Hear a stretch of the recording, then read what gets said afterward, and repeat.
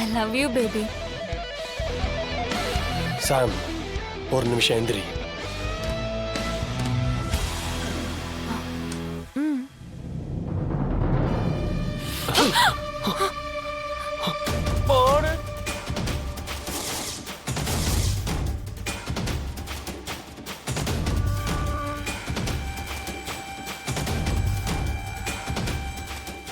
என்ன என்ன நினைச்சிட்டு இருக்க?